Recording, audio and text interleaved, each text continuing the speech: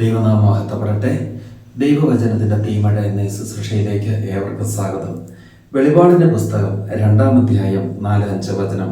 എങ്കിലും നിനക്കെതിരായി എനിക്കൊന്ന് പറയാനുണ്ട്. നിനക്ക് ആദ്യമുണ്ടായിരുന്ന സ്നേഹം നീ കൈവടിഞ്ഞു. അതിനാൽ ഏതവസ്ഥയിൽ നിന്നാണ് അധപ്പതിച്ചതെന്ന് ചിന്തിക്കുക.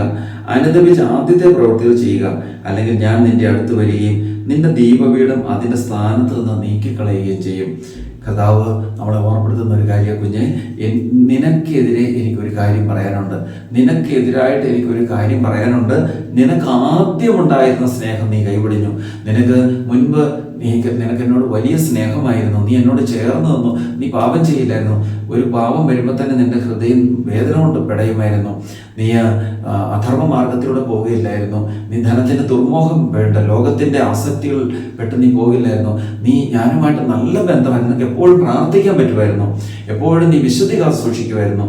എന്നാൽ ഇപ്പോഴിതാ നീ അധപ്പതിച്ച് താഴെ പോയിരിക്കുന്നു എന്ന് കർത്താവ് ഓർമ്മപ്പെടുത്തുക. കർത്താവ് പറയുകയാണ്, അതുകൊണ്ട് നീ ഏതവസ്ഥയിൽ നിന്നാണ് താഴെ പോയത് എന്ന് മനസ്സിലാക്കിക്കൊണ്ട് അനുദപിച്ച് നീ തിരിച്ചു വാ. ഇല്ലെങ്കിൽ ഞാൻ നിന്റെ അടുക്കിലേക്ക് വരുമ്പോൾ നിന്റെ ദീപപീഠം അതിൻ്റെ സ്ഥാനത്ത് ഞാൻ എടുത്തു മാറ്റും. നിനക്ക് തന്ന കൃപകളും വരങ്ങളും ദാനങ്ങളും എല്ലാം ഞാൻ നിന്നിൽ നിന്ന് എടുത്തു മാറ്റും. അങ്ങനെ നീ തകർന്നു പോകുന്ന കർത്താവ് ഓർപ്പെടുത്തുക. വെളിപാടിന്റെ പുസ്തകം 3-ാം അധ്യായം അതിൻ്റെ 20-21 വചനം. ഇതാ ഞാൻ വാതിൽ മുട്ടിക്കൊണ്ടിരിക്കുന്നു. ആരെങ്കിലും എൻ്റെ സ്വരം കേട്ട് വാതിൽ തുറന്നു തന്നാൽ ഞാൻ അവൻ്റെ അടുത്തേക്ക് വരികയും ഞങ്ങൾ ഒരുമിച്ച് ഭക്ഷണം കഴിക്കുകയും ചെയ്യും. ഞാൻ വിജയം വരിച്ച് എൻ്റെ പിതാവിനോടൊത്ത് അവിടുത്തെ സിംഹാസനത്തിൽ ഇരിക്കുന്ന പോലെ വിജയം വരിക്കുന്നവനെ എന്നോടൊത്ത് എൻ്റെ സിംഹാസനത്തിൽ ഇരുത്തും. കർത്താവ് ഓർമ്മപ്പെടുത്തുക, ഞാനിതാ വാതിൽ മുട്ടിക്കൊണ്ടിരിക്കുന്നു.